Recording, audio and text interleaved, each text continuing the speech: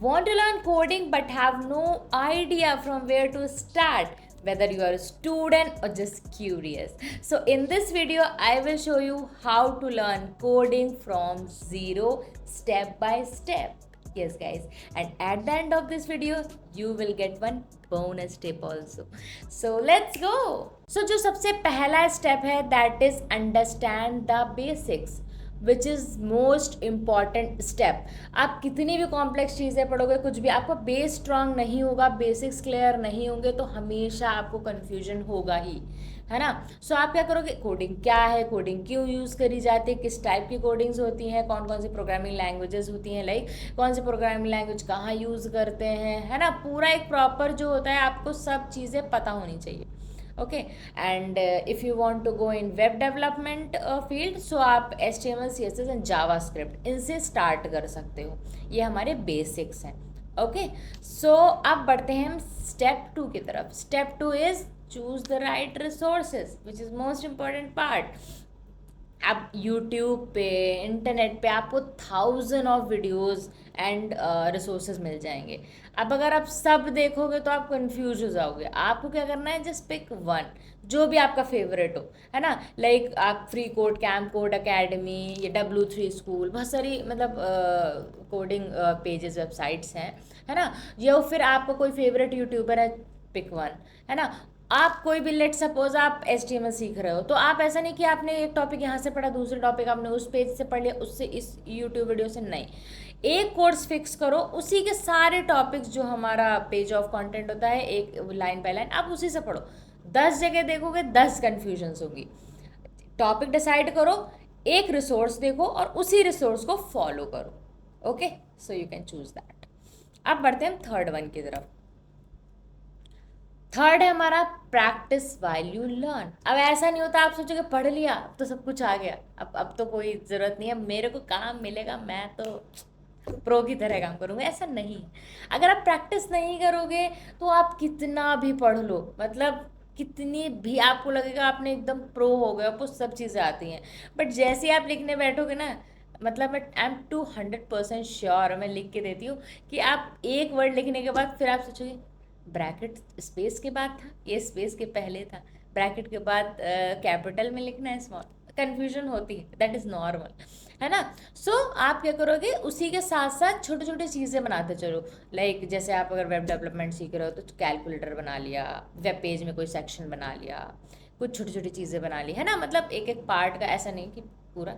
Start करो आप छोटे छोटे सेक्शन से, कंपोनेंट से, अगर सेक्शन की बात करें उस टर्म में, है ना. तो आप प्रैक्टिस इज़ वेरी इंपॉर्टेंट. देख के कुछ ऐसा लगेगा अरे ये तो बहुत सिंपल है, ये तो मैं यूं कर लूँगा, बट ऐसा नहीं होता.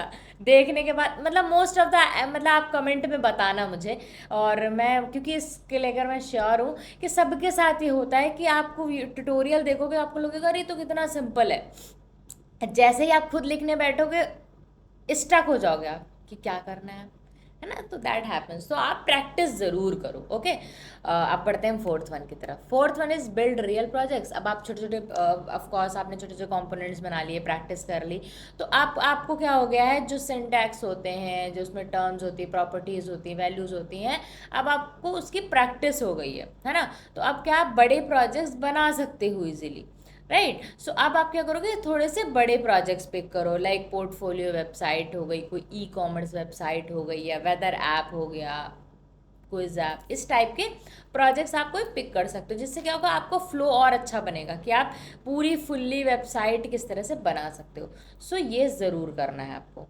देन बढ़ते हैं फिफ्थ वन की तरफ. Fifth one is learn how to Google and use Stack overflow.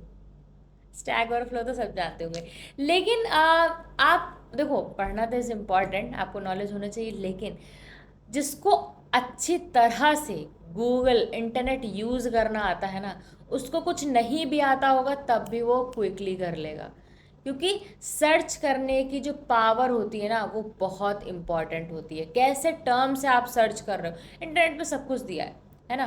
सो एक एग्जांपल भी है, मतलब मेरी पुरानी कंपनी में एक पर्सन था, उसको इतना ज़्यादा नहीं आता था, बट उसको सर्च करना बहुत अच्छे से आता था। सो जैसे ही मतलब कोई टास्क उसको मिलता था तो उसे आता नहीं था, वो सर्च करके, मतलब every one was confident on that person कि उसको दे दो सर्च, मतलब ये कर देगा, और उसे लिटरली नहीं आता था, वो सर्च करके सबसे पहले वो काम कंप्लीट कर देता था।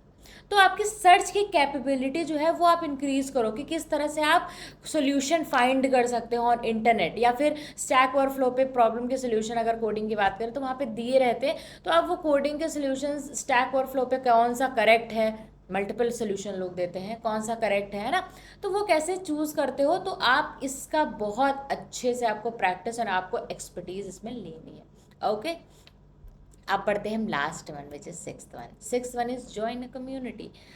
कम्युनिटी ज्वाइन करना काफ़ी इंपॉर्टेंट हो जाता है, क्योंकि ऐसा फील होता है कि हम अगर सेम जैसे आप कुछ काम करो, लाइक कोडिंग सीख रहे हो, अगर आप कोडिंग के लोगों के साथ कनेक्ट करोगे तो आपको ऐसा नहीं लगेगा कि अरे यार मैं अकेले ही पढ़ा जा रहा हूँ, है ना।